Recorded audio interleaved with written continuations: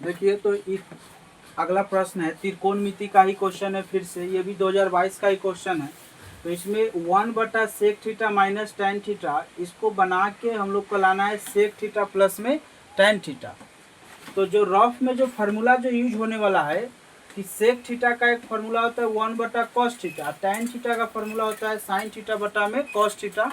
तो अभी ये फार्मूला का यूज होगा, इसलिए यहाँ पे लिख दिए हैं। तो सबसे पहले जब LHS लिख देंगे यहाँ पे, तो 1/, में इस sec थीटा का वैल्यू है 1/में cos थीटा, और माइनस tan थीटा का हो जाएगा कौन चीज, sin थीटा बटा में cos थीटा। ठीक, अब क्या करना है, दोनों का एलसीएम लेना है। तो 1 के बटा में फिर से ऐसे एलसीएम ले लेंगे, तो ये cos का एलसीएम cos ही हो जाएगा। दो सेम संख्याओं का एलसीएम वही संख्या हो जाता है। cos से cos कटेगा एक बार में, तो 1 से गुना करेंगे तो 1 रहेगा ही, और cos से cos एक बार में कैंसिल हो रहा है तो वो साइन ही रह जाएगा। अब देखिए ये सबसे नीचे वाला है, तो ये सबसे नीचे वाला गुना होने जाता है ऊपर से, यानी ई जाएगा 1 से गुना होने। तो ये 1 से गुना होने पर तो 1 का कोई वैल्यू नहीं, हट गया 1। तो cos थीटा बटा में आ जाएगा 1 माइनस के sin थीटा।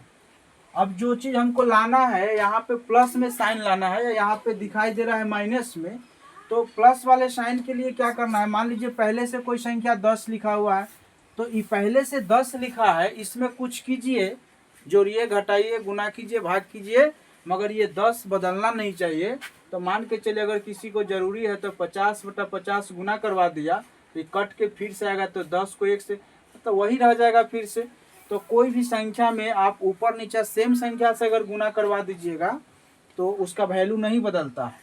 तो सेम इसी तरह हम लोग इसमें ना क्या करेंगे, लिखेंगे कि 1 प्लस sin थीटा से ऊपर नीचे गुना करने पर, तो गुना करवाएंगे एकरा में, तो लिखेंगे अगला स्टेप होगा मेरा cos थीटा, और इसके बटा में आ जाएगा कौन सी 1 माइनस sin थीटा, और इंटू 1 प्लस sin थीटा, और बटा में 1 प्लस sin थीटा। यही काम एक्स्ट्रा करवा रहे हैं अपना मन से यहाँ पे।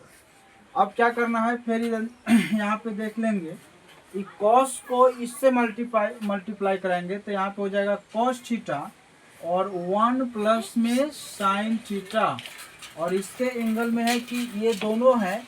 अब एक फार्मूला फिर से समझिए, x प्लस वाई रहता है कहीं पे, और इंटू में x माइनस वाई, तो इसके जगह पे आप लिख सकते हैं X square minus Y square. तो 1 है साइन थीटा खाली चिन्ह उल्टा होना चाहिए, चिन्ह उल्टा है ही, ठीक ना।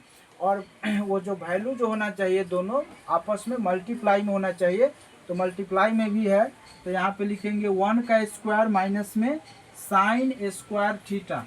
अब देखिए इसके बदला पे एक फार्मूला और याद रखना है आपको, ये पूरे चैप्टर खाली फार्मूला से ही भरा हुआ है। एक होता है साइन स्क्वायर थीटा प्लस में कॉस स्क्वायर थीटा वैल्यू 1। तो यहाँ से क्या करेंगे, अगर हम लोग कॉस स्क्वायर का वैल्यू निकालना चाहें तो कॉस स्क्वायर थीटा बराबर 1 माइनस हो जाएगा साइन स्क्वायर थीटा। तो आप देख लीजिए इस फार्मूला को अब यूज कर रहे हैं कि 1, अच्छा यहाँ स्क्वायर लिख लिए हैं, तो 1 का स्क्वायर 1 ही होता है, तो ज़्यादा कोई इफेक्ट करेगा नहीं इसका कुछ।